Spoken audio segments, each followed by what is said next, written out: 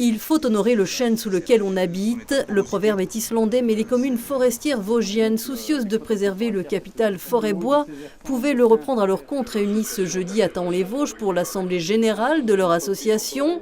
La forêt, un capital naturel pour les communes, ce n'est plus le cas, en cause les effets du réchauffement climatique. Ces dernières années, elles se portent beaucoup moins bien que 20 ans en arrière. Tout le monde le voit, il y a du dépérissement partout.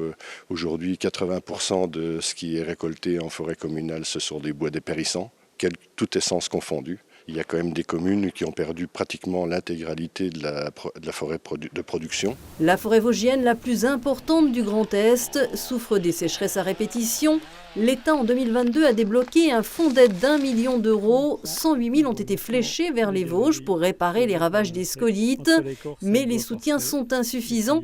Et si le département n'est pas encore concerné, des maires s'offusquent de voir la forêt se décapitaliser, ce puits de carbone devenir une friche. Certains sont tentés par des projets de parcs photovoltaïques plus rentables. La forêt, pour l'instant, elle ne nous rapporte rien. Il vaudrait mieux qu'on coupe notre forêt et mette du photovoltaïque. Mais alors là, c'est contraire à mes idées. Moi, je veux qu'on garde de la forêt pour l'avenir. Les maires ont aussi abordé la difficulté à faire cohabiter tous les usages.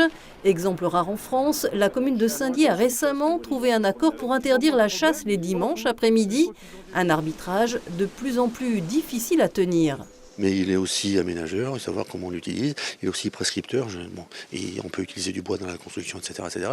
Et aujourd'hui, avec l'hyper-récurrence, j'allais dire, des incendies de forêt, la gestion des risques, c'est aussi son problème. Et sans conteste, les feux de forêt que l'on croyait réservés au sud de la France ont gravement impacté les Vosges l'été dernier, devenu une épée de Damoclès supplémentaire pour le patrimoine forestier. Le maire de Frémy-Fontaine était aux premières loges lorsqu'un incendie a touché la forêt du village voisin. On a peur que ça se renouvelle. Donc le but maintenant, c'est de mettre en place des choses, prévenir, à la fois donc, par les protections d'incendie, à la fois des dessertes donc, qui doivent être correctement mises en place, de manière à pouvoir arriver directement sur les zones avec le matériel incendie. Prévenir et lutter contre les feux de forêt, il en sera question mardi prochain. La préfète du département, entourée d'acteurs publics et privés, présentera le plan opérationnel prévu pour les Vosges.